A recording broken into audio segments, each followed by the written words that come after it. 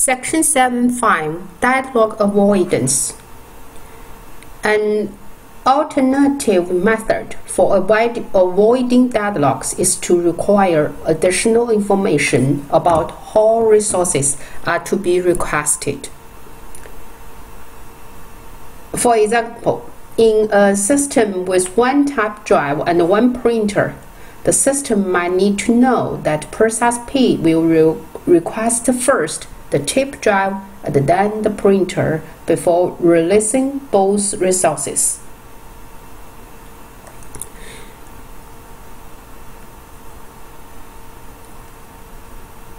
This algorithm is simplest and the most useful model requires that each process declare the maximum number of resources of each type that it will need during the execution.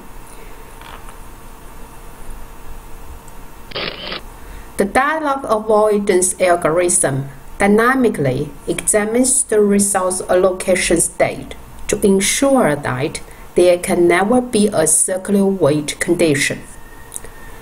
Resource allocation state is defined by the number of available and allocated resources and the maximum demands of the processes.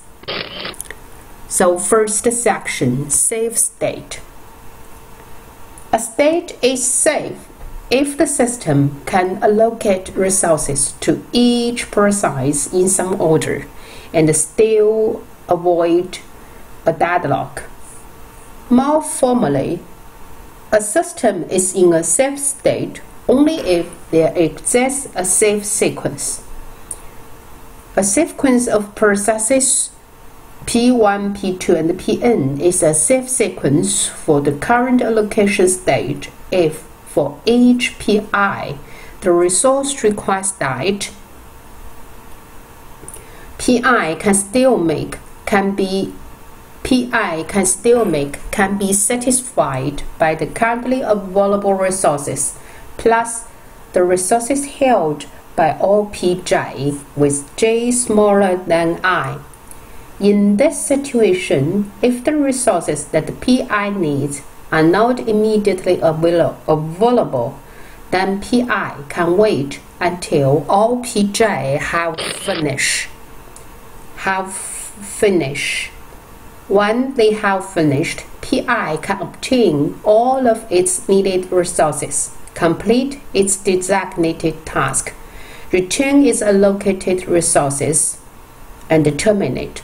When Pi terminates, Pi plus 1 can obtain its needed resources, and so on. If no such sequence exists, then the system state is said to be unsafe.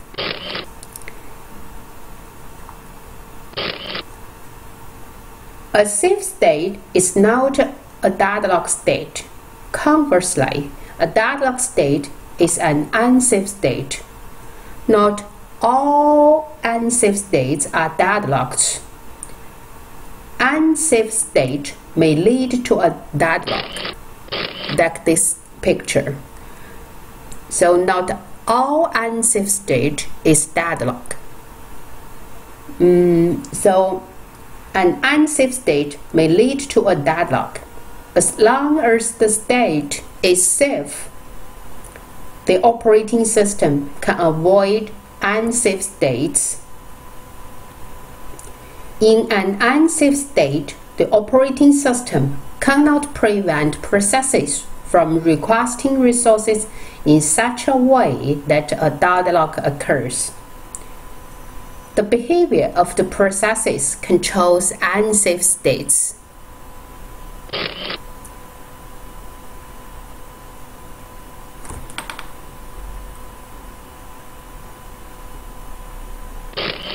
So we give you an example. We consider a system with 12 magnetic tape drives and 3 processes. And here we give you the maximum needs of each processes. And also we give you the current the current allocated for each processes. So at time t0, the sequence P1, P0, P2 is safe state. How to get it?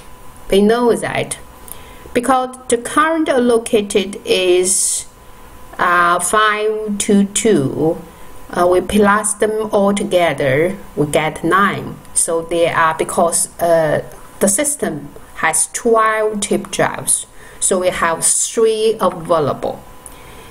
Then we get the need for each process. We find that process P0 need 5 more tape drives to finish its execution, and process P1 needs 2, and process P2 needs 7. So first we satisfy process P1's requirement, and then it will finish successfully and give its tape drives, return its tape drives to the system. So we know that there will be 5 more tape drives, and then can satisfy P0 requirement. And then after P0 finishes its execution, it will return its tape drives to the system, then satisfy P2's requirement. So it is safe. At time T1, assume that at time T1, process P2 requires and is allocated 1 more tape drive. Then the state change to process P2. So we can say requires 1 more. So here, then we see that the available tape drives now at this time is 2. The available now of the system is 2 tape drives. We can already satisfy P1's requirement, then get its allocated tape drives and resume its allocated tape drives. So we have 4, but it cannot satisfy any one, so it is in unsafe state. So the deadlock avoidance algorithm is simply to ensure that the system will always remain in a safe state. Whenever a process requires a resource that is currently available, the system must ensure the allocation will leave the system in safe state. Otherwise, the system will not allocate the resource even if it is available.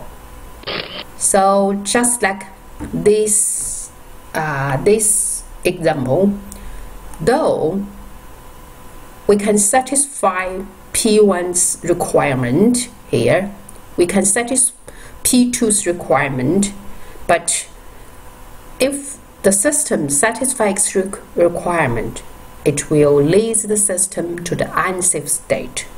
So even though there are enough available tape drives, the system will not allocate to it. So this is safe state.